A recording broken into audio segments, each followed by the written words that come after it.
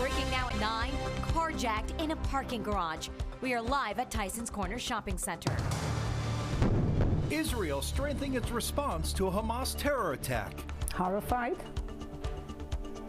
mortified, worried, terribly concerned. Tonight, we hear from a Holocaust survivor about the deadliest days for Jews since the Holocaust. Construction workers robbed at gunpoint on the job. The workers speaking up for everyone's safety tonight. Quiet weather continues for now, but we'll let you know when some rain will start to make its way across the DMV.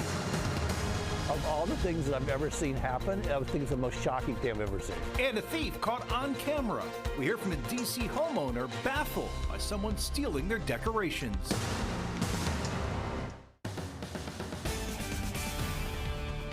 Hi, everyone. Thanks for joining us for DC News Now at 9 o'clock. I'm Chris Flanagan. Great to be with you. I'm Tasmin Mahfouz, and breaking news tonight out of Tysons, Virginia. Fairfax County police say one suspect is now in custody after an armed carjacking inside a parking garage at Tysons Corner.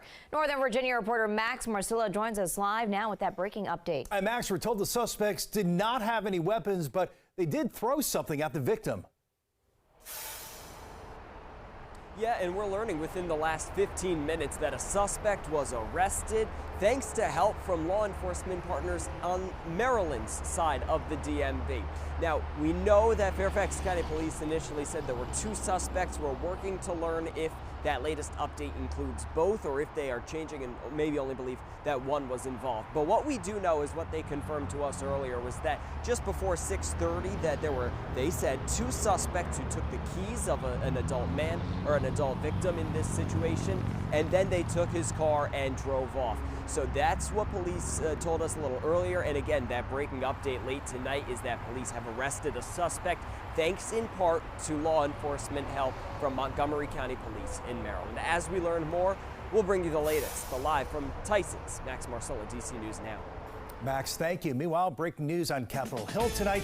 House Majority Leader Steve Scalise has dropped out of the race for Speaker. This comes just one day after he won the Republican nomination for that role. But it was clear almost immediately that he would struggle to get the 217 votes needed on the House floor. We'll hear from Scalise coming up in just a few minutes. And now to the war in Israel. Tonight on Capitol Hill, lawmakers holding a prayer vigil for the hundreds that have died in the violence. May there be peace even in loss, that the memories of those who have been taken from us would be a blessing to those who remain. The bipartisan group gathered on the steps of the Capitol. Earlier today, U.S. Senator Ben Cardin from Maryland introduced a bipartisan resolution to support Israel. And it comes as U.S. Secretary of State Antony Blinken is in Israel tonight. He met with the country's prime minister earlier today, pledging unwavering U.S. support. As long as America exists, we will always be there by your side. And so far, more than 2,700 people have been killed on both sides of the conflict.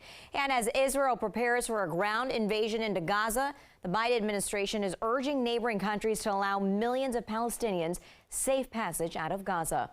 And as a war between Hamas and Israel drags on, Jewish people in our area are feeling the impacts. Yeah, our Daniel Hamburg talked with a Holocaust survivor to get her perspective on this current anti-Semitism. Yeah, Daniel, she's so worried that she doesn't want to show her face tonight. Well, this means she only wanted us to use her first name, Ruth. She says the support behind the Jewish people is stronger than it was 80 years ago, but it's still disturbing to see the ruthless acts of Hamas. Hamas's attack on Israel last Saturday was the deadliest day for Jews since the Holocaust. It breaks my heart, it breaks my head, it breaks not my will. Ruth, who didn't want to show her face or give her last name, survived the Nazis, but says in the current climate, she's worried for the world. The Nazis generally didn't do the horrors that happened in Sderot. Like Hitler and the Nazis, whose goal was to kill Jews, Hamas's charter outlines its mission to obliterate the state of Israel and kill Jews. It's an old story. We know that that's exactly what they want. And we certainly hope and know that it's not going to happen. But still, more than 1,300 Israelis have been killed, more kidnapped, including reports of an elderly Holocaust survivor. I heard it. I cannot see those things. Frankly, I am not capable. She says what's different now is the general worldwide support of Israel. Of course, there is the opposite also, but the support did not exist in the 40s. She hopes for this war to end. I don't want the Palestinians to suffer. I don't want the Israeli and American people to be killed in Gaza. Now, Ruth says if you know someone in Israel, reach out to them. And if you don't, support your Jewish friends and colleagues here at home. In the studio, Daniel Hamburg, DC News Now. Daniel, thank you. Meanwhile, all new today, Maryland State Police are investigating a 3-car crash in Prince George's County that left one person dead. We're told the cars crashed along Route 301 and Bluestone Avenue just before 5:30 tonight. That area is in Cheltenham. No word on the condition of the other people involved in the crash. Of course, we'll pass along any updates once they come into our newsroom. All right, let's get a first check on the forecast now. Meteorologist Damon Matson in for Chief Meteorologist Janessa Webb tonight. Yeah, and Damon, we've got one more dry day before some rain. That's right. Changes are in front of us, but for now, let's soak up this nice weather while we have it. Yeah, folks, check it out. Right now, well, actually, checking out the high temperatures first and foremost. From today, we reached our warmest point in the week, and we had readings all the way across the board in the 70s.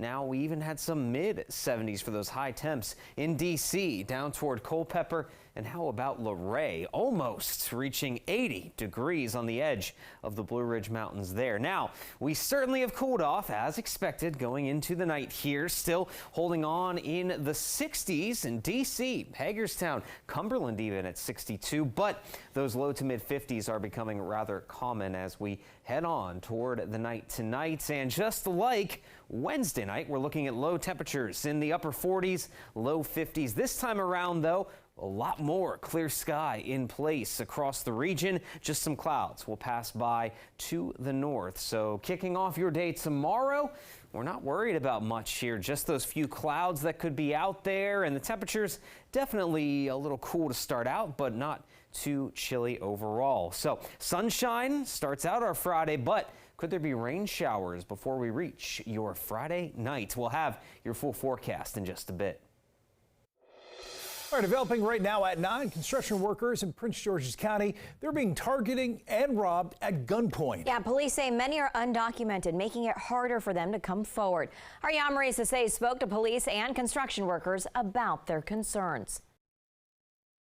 Construction workers I spoke with say it's very scary knowing that they're being robbed by random people while at work, or even sometimes when they're meeting someone to purchase tools that they find on Facebook Market. Now police say they're encouraging any victims to come forward so they can put a stop to it. It doesn't make me feel good at all being around as a worker. It's kind of scary to think about. A Hyattsville construction worker didn't feel comfortable showing his face for safety reasons, but he's one of many concerned about workers being randomly robbed at gunpoint while working on the job. You're out here trying to do your job, and at the same time, you got to look for people that, might want to take advantage of you. Prince George's County Police say it's a trend they're seeing across the county. We have had several incidents where Latino victims have been targeted on construction sites. And some are being targeted on Facebook Marketplace. These are hardworking individuals who think that they're going to get a good deal on Facebook Market, and when they come to the location to do the exchange, they're being robbed. Police believe there are more victims out there, and some may be undocumented. They're afraid of the police, that we may look into their immigration status, and the police department does not care about that.